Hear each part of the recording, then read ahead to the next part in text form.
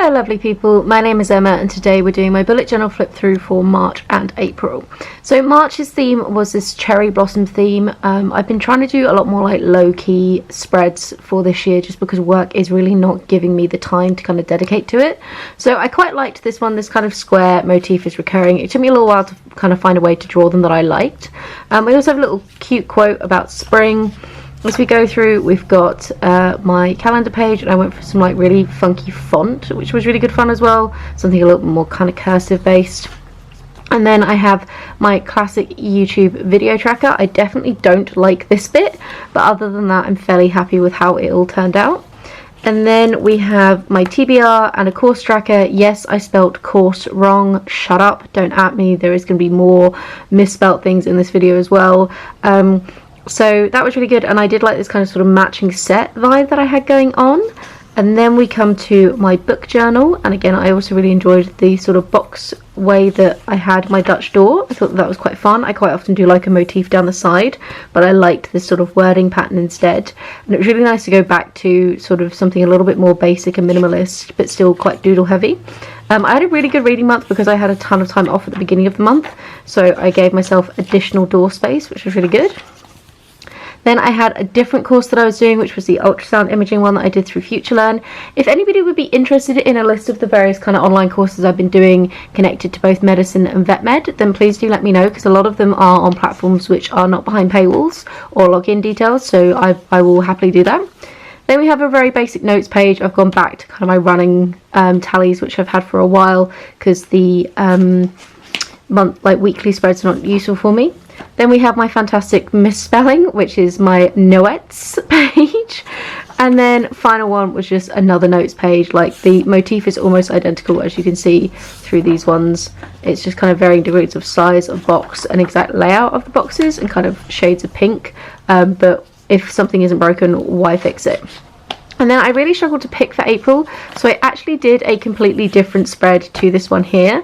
I did like a sea motif, but it took me forever, and then I didn't actually like the end result anyway, so I've like stuck the pages together, and instead we went for this fun like blue and green tartan pattern inspired vibe, and I just really enjoyed this sort of more abstract, more funky. It reminds me of like the stuff I was doing back in October with the Mondrian theme. I've done stuff like this before. I think super early on in my bullet journal career, for lack of a better word, there was one where I did like all sorts of funky repeat patterns in orange and brown, and it looked like kind of 60s wallpaper, and I loved that too.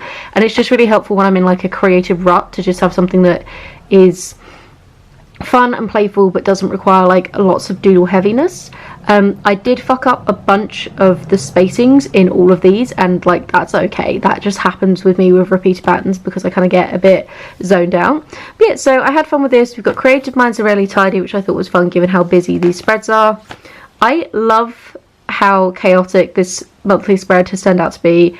I think it's fab, and I really enjoyed the like faded colours, so loved this. Thought it was fantastic. Really enjoyed the letters down the side. Then we had a video tracker and a completely empty ideas tracker, because I actually did all my planning in the notes sections anyway. I just kind of forgot I had this box, and that's okay. This is horribly out of date as well. I actually need to update a bunch of the other filming that I've already done, so well done Emma for that one. We have my TBR, which as you can see at this time of filming I'm doing a terrible job of completing. This month has really not been particularly TBR heavy. And then some springathon planning. Most of that content is already out, so I'm okay showing you.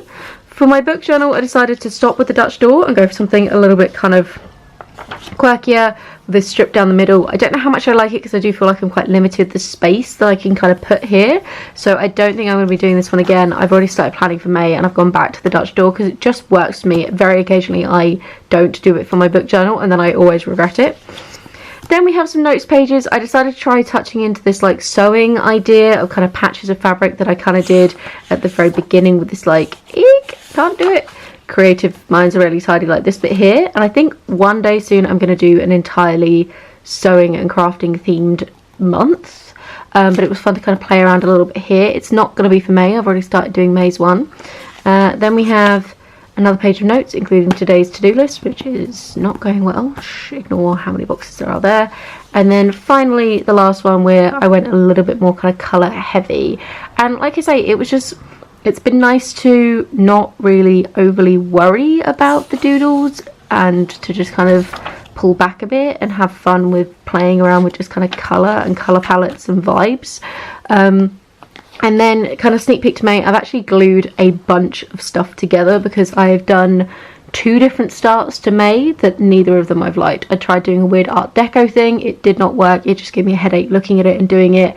And then I tried to go back to the sea motif that I tried in April in a different way, and that didn't work as well. So my sneak peek for May is we're going back to a kind of vague design that I've had previously, which is these sort of like little banner bits that I think I did maybe in January? Maybe. Or like, I've definitely done something like this before, which I kind of enjoyed. But yeah, so I've decided to play around with it again and go for a really kind of, again, sparse, funky, minimalist drawing. So that's a sneak peek of May and the absolute wodge of paper that is stuck together here. This bit is so thick. But those are my bullet journal spreads for March and April. I hope you enjoyed it. A little bit of kind of a different vibe. It's been nice trying to come up with ways that I can still enjoy bullet journaling even with my like far like dramatically reduced amount of time I can dedicate to this, because actually once they're set up I do still find them incredibly helpful and I do use them quite regularly throughout the month, and it's finding ways that I can still kind of be creative without putting that pressure on myself to kind of come up with something very elaborate. And to say thank you for staying till the end of the video, we can scan over my incredibly messy floor and say hi to Miss Bunny, who is having a nap and sulking a little bit because I emptied out her litter trays today, which means I stole all of her poop, and she loves her poop, and she gets very grumpy when her poop gets stolen. So we're a little bit sulky. Oi. Hello. Anyway, that's it from me and Miss Toaster. I know you all love it when she has a little cameo. Have a wonderful reading week, and I'll chat to you soon. Bye guys.